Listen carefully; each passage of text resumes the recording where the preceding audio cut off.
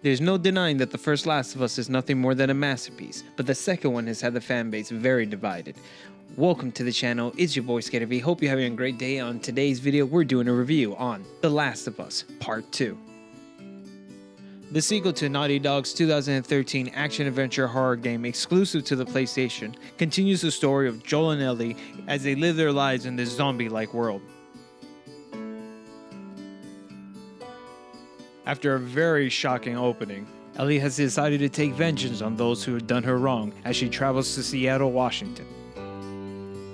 In search of the clues of the mysterious ties of the events that unfolded, Ellie will dive deeper into the city as she'll discover new threats and new enemies.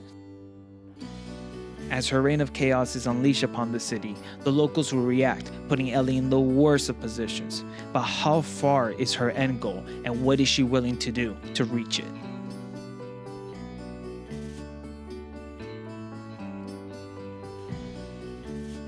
So the gameplay is just like the original with just a couple of upgrades. So you're going to be searching through Seattle looking for little trinkets and items to help upgrade your weapons so you can go search through the city. Now you're going to be going through these dark environments as you come across enemies. And you can open up the backpack wheel where you have access to all the items and weapons that you have, but you're very limited on ammunition and supplies. And the level design mixed with the combat scenarios have far more variety, giving the player more possibilities when it comes to encounters.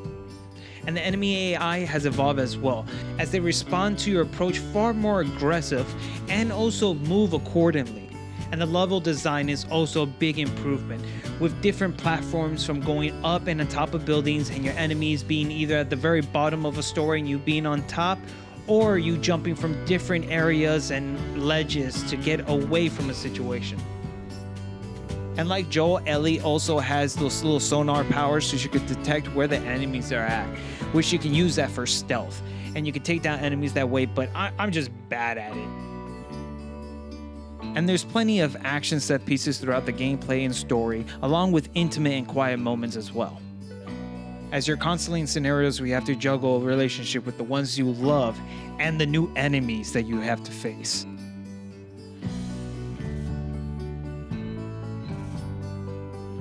Okay, so here's a great combat scenario I found myself in. So I had no ammunition other than a brick, and this game has great environmental gameplay as well. So what I did was I grabbed that brick and I threw it across the room, right? Making a noise, shocking everyone. Like, where did it come from?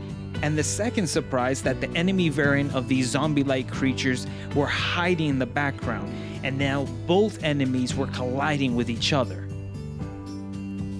After a little bit of tap dancing through this madness, I saw an opening, so I ran. But an enemy was coming at me, so I went and took action, and I just kept running.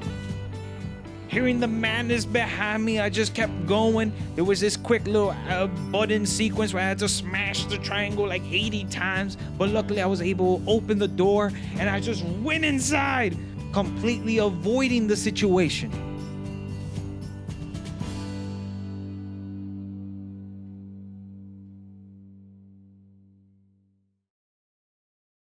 The Last of Us Part 2 is graphically beautiful both on the PS4 and 5, and the gameplay is a strong improvement from the original.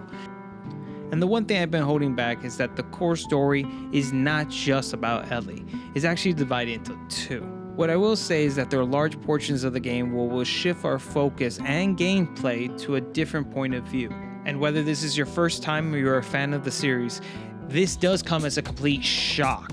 And it does stop the player kind of in their tracks, but it allows to not just see a different point of view, but experience a different gameplay in the story and universe, adding and growing to the world of The Last of Us, and the new characters we meet have a stronger place in the story, which was very necessary and a welcome addition.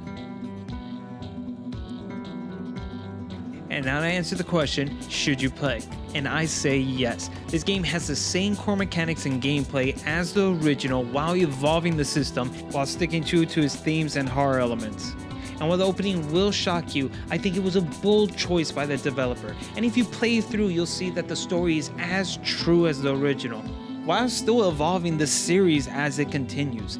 Like, this is not just a sequel, but this feels like also a completely different game. And that's because it kind of is. Now, while the full focus isn't on Ellie, this is still her game and story, and I kind of find her more compelling than Joel. And I hope the sequel to this game centers a little bit more around Ellie, but I have to give it a Naughty Dog for the great writing, because the new characters and relationship that have entered the story are a welcome addition, and I cannot wait to see what Ellie does and who she becomes. 9 out of 10. No, I don't really have anything that clever to say. This was just a great game. I gotta give it up to you, Naughty Dog. Yo, thank you for watching the video. Please like and share. Comment down below what your thoughts on the game. How did you feel about it? And yeah, we're gonna have a little discussion right now and everything. So before we end the video, I'm just gonna give my little thoughts, a little quick little, just discussion on it. But yes. So spoilers ahead. Thank you for watching the video, but we're going. So we're in spoilers, and the biggest thing to throw out is that your actions from the first game have serious consequences. Like, they come and bite you really fast. What happened to Joel, I still won't say, but yes, what happened to Joel is crazy. But the thing is, like, on the real, I understand that players had that personal connection with him. Like, we played hours as Joel, but I kind of felt that Naughty Dog had a twist at the end, that the hero that we thought we were playing as the entire time technically was the villain in a sense, because of that decision that they made. They still kept humanity, like it's doomed them. Like, the virus is still there, right? So I kind of see why they went with that with Joel. Like, okay, he has to pay for the actions that he did, and that he pays for it, and that we're like, okay, well then if something happens to him, that whoever that is going to be the villain of the game. But that we not just get to see the villain's point of view, but then technically play as them, and like as a serious like character, and like they take up a majority of the game, also like half the game. They're basically your second protagonist, second lead, right? Yeah, it's basically a main character as well. Abby is as much as a main character. Yeah, so Abby, you get to play as Abby, and my goodness, she is one of my favorites. I loved her. I really appreciate what they did with her, how they brought her in. I know it was a complete shock. Everyone just wants to play as Ellie so heavy, but it was like, oh my goodness, they did a Metal Gear 2, but like in a better way. I don't know. I was completely fine with it. I can understand if you were really, like, obviously you're thinking this is Ellie's game, so we're just going to see Ellie go through her entire story.